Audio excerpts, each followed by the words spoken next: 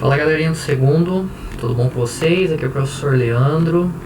Hoje a aula corresponde ao Reino Monera, como a gente está tendo a aula à distância, para dar uma facilitada no conteúdo que vocês estão recebendo aí via WhatsApp. Vou gravar essa aula para ajudar vocês a associarem melhor o que vocês já receberam via online. Hoje nós vamos começar com o Reino Monera. Então, o Reino Monera tem algumas características que esse grupo apresenta que o diferencia de outros organismos. Então, quem pertence a esse grupo? Nós temos, pertencente ao Reino Monera, as bactérias, que são mais conhecidas pela maior parte das pessoas, e também as cianobactérias, que são também chamadas de algas azuis ou cianofícias. Bactéria, todo mundo sabe pelo menos alguma coisa, sabe citar alguma coisa sobre bactérias. Eu não sei se a galera tá por dentro do que são as algas azuis. Então vou mostrar para vocês aqui as cianobactérias. Essas aqui, a gente está observando aqui no navegador, são as cianobactérias. É um outro grupo dentro do Reino Monera de micro-organismos também, que tem a capacidade de realizar fotossíntese. E aqui vocês podem observar, elas acabam, quando se aglomeram em determinado local, formando esse lodo, formando esse esverdeamento que a gente vê muitas vezes nas águas de lagos ou poças d'água, assim por diante. Então, são causados, sua grande maioria, por esse grupo. Para quem não conhecia as cianobactérias, para estar observando como que são esses micro-organismos. Agora, voltando para o nosso slide. Vamos retornar aqui para o nosso slide. Continuar com as características. Então nós temos bactérias e cianobactérias que estão presentes nesse grupo, dentro do Reino Monera. Todos eles são procariontes. Procariontes são aqueles organismos que não têm um núcleo definido, não têm a presença de membrana nuclear ao redor desse núcleo. Pouquíssimas quantidades de organelas, são células que são bem mais simples. Elas são células que têm uma quantidade menor de estruturas quando a gente compara com as células eucariontes. Eu quero que vocês olhem novamente aqui no navegador como que é o indivíduo procarionte. Então aqui nós temos indivíduos procariontes nas figuras, e esses indivíduos, eles apresentam isso que eu estou dizendo, a ausência de um núcleo definido com membrana. A membrana nuclear não está presente, a organela é uma quantidade bem pequena. Só para vocês terem uma noção, vou colocar aqui para vocês verem células eucariontes, vou fazer um comparativo. Vou puxar a net aqui rapidão. Ó, isso aqui é uma célula eucarionte. A célula eucarionte, ela tem toda essa quantidade de organelas presentes. Ela tem aqui o núcleo, ao redor desse núcleo tem uma membrana nuclear, tem um monte de estruturas no seu citoplasma. E quando a gente olha isso numa célula procarionte, isso não está presente. Então, uma segunda característica do grupo é ser procarionte. Vamos voltar agora para o nosso slide, continuar com as outras características. Todo organismo do Reino Monera é unicelular, tem apenas uma célula compondo esse organismo. Alguns são heterótrofos e outros são autótrofos. Quando eles são heterótrofos, são aqueles indivíduos que eles não produzem seu próprio alimento, precisam estar se alimentando de um outro indivíduo. No caso, aí nós temos bactérias que são decompositoras, que vão estar se alimentando de matéria orgânica em decomposição, cadáveres, por exemplo. Nós temos aí as patogênicas, que vão estar causando doenças na espécie humana e outros seres vivos também. Então, patogênico está relacionado a isso. E as bactérias que são autótrofas, essas bactérias autótrofas, elas vão produzir o próprio alimento, daí que vem o autótrofo. E esse próprio alimento pode estar sendo produzido pelo processo de quimiossíntese ou pelo processo de fotossíntese. A cianobactéria vai estar dentro desse grupo de organismos autótrofos do Reino Monera. Então, isso aí algumas características, tá? O Reino Monera, os cientistas, de acordo com o DNA e o RNA presente, as proteínas nesses grupos, acabou dividindo dentro do Reino Monera em grupos diferenciados, de acordo com esse DNA, de acordo com os componentes químicos, de acordo com as proteínas que vão estar presentes nesses diversos seres. Então, uma classificação que segue no reino Monera, as bactérias serem divididas em eubactérias, que são as bactérias verdadeiras, o eu significa verdadeiro, as bactérias mais conhecidas, que a gente ouve falar, as mais conhecidas, e nós temos o grupo das arqueobactérias, que são bactérias que vivem em locais inóspitos, locais onde outros organismos não conseguem sobreviver, que são locais que têm um pH muito alto, uma acidez enorme, alta salinidade, temperaturas elevadas. Então são organismos bem resistentes a ambientes inóspitos, ambientes que outros organismos não conseguem sobreviver. Vamos voltar aqui lá para o nosso navegador, para quem não conhece uma arqueobactéria, para poder estar observando. Deixa eu ver na minha aba aqui, arqueobactéria. Então nós temos aqui as arqueobactérias, vistas ao microscópio é igual os micro-organismos do reino Monera, que a gente conhece, e habitam, no caso aqui dessa figura, é um local que a salinidade é muito alta, próximo a vulcões, onde você tem ali ácido presente nesses ambientes. Então essas bactérias sobrevivem nesses locais, aonde você colocar um outro organismo lá que não tem essa adaptação, ele morre, ele não sobrevive, ou por causa da acidez muito grande, ou temperatura muito alta ou muito baixa. Então esses indivíduos eles têm uma adaptação muito grande para isso.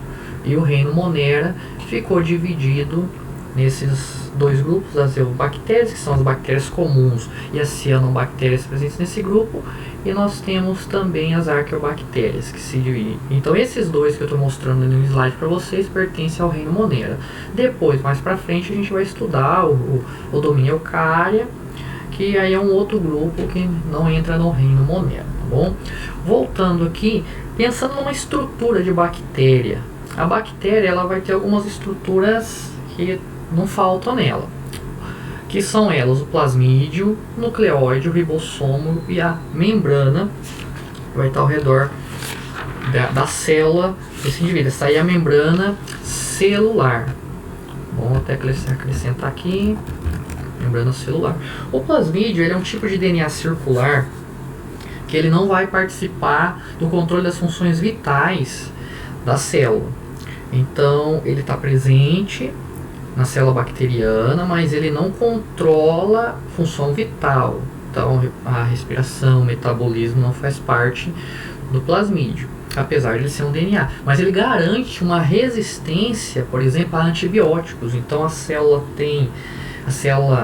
procarionte, ela tem esse plasmídio e ela consegue ter uma resistência maior a antibióticos por causa dos genes que estão presentes nesse DNA que a célula acabou adquirindo. Ele consegue se replicar independentemente, o plasmídio. E nós temos também o nucleóide. O nucleóide sim é o DNA bacteriano, ele que vai controlar ali as funções vitais de sobrevivência da bactéria, do indivíduo do reino Monera. O ribossomo é a única organela que a gente observa nesse reino, que vai estar participando da síntese proteica. E a membrana celular, que reveste a célula bacteriana, controlando o que entra ou que sai. Ela é formada por lipoproteína e exerce uma função de permeabilidade seletiva. Vai controlar o que vai estar entrando e saindo da célula. Então vamos dar uma olhadinha lá no nosso navegador novamente, para vocês verem a estrutura bacteriana. Então aqui nós temos a estrutura bacteriana.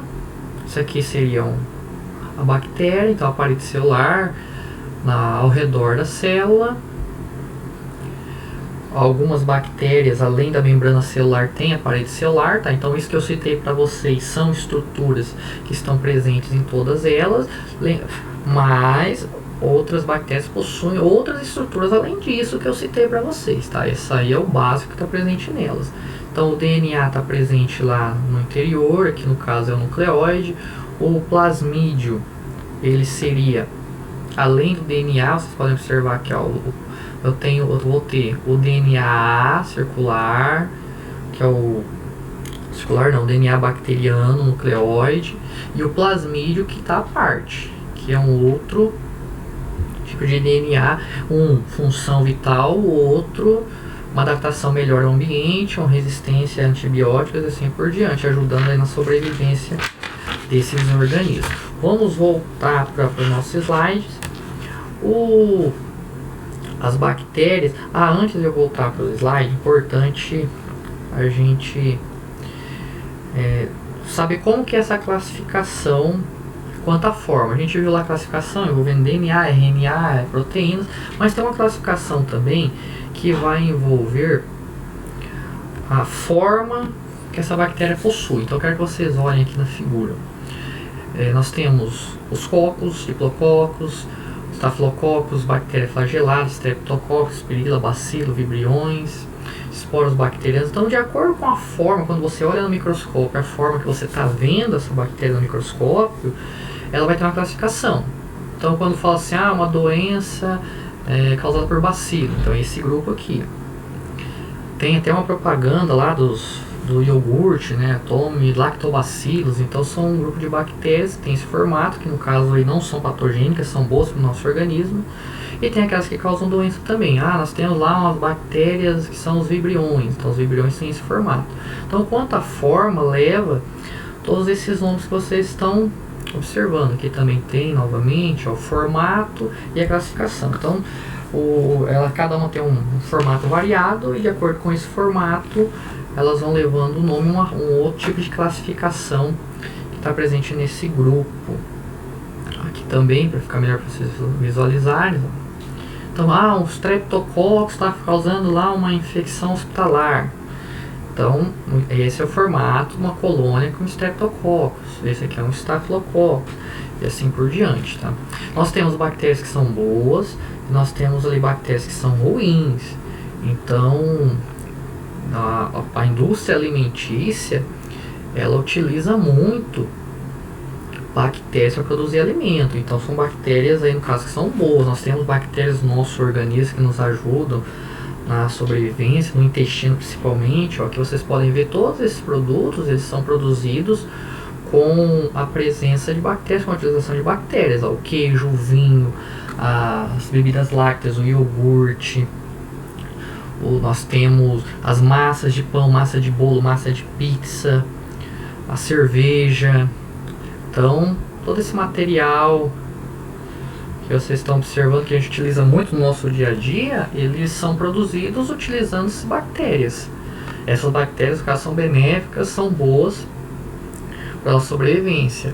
Nós temos também bactérias que vão fazer a fixação do nitrogênio no ambiente, também é um grupo de bactérias que são boas. Elas vão pegar o nitrogênio na forma inorgânica na atmosfera, fixar esse nitrogênio no solo, vai beneficiar a planta por conta disso. Aí vocês teriam que estudar o ciclo do nitrogênio para entender melhor isso aí, tá? Não vou explicar o ciclo do nitrogênio aqui, mas só para vocês entenderem que essas bactérias, elas ajudam a fixar o nitrogênio no solo, e depois ele fica disponível para a planta poder utilizar. E tem as bactérias que liberam esse nitrogênio novamente para a natureza. Então nós temos as bactérias nitrificantes e as desnitrificantes, que vão estar interferindo no ciclo do nitrogênio, também aí trazendo algo bom para a utilização e sobrevivência dos seres vivos. Vamos voltar para o slide, porque nós temos outras informações aqui para a gente estar acrescentando. Então nós vimos lá as bactérias, a classificação quanto à forma delas e assim por diante. Eu tenho aqui, eu tinha citado para vocês a divisão delas de eubactérias em arqueobactérias. Então temos aqui uma tabelinha, quem quiser dar um print vai na tela depois. Então uma tabelinha com algumas informações comparativas entre uma e outra, tá bom? As bactérias, de acordo com o metabolismo dela, elas são divididas em outros grupos de acordo com o metabolismo. Nós temos bactérias que são aeróbias, que são aquelas que vivem somente na presença de oxigênio. As bactérias anaeróbias estritas, que na presença de oxigênio elas morrem, então elas vivem na ausência de oxigênio, respiram em outro tipo de gás.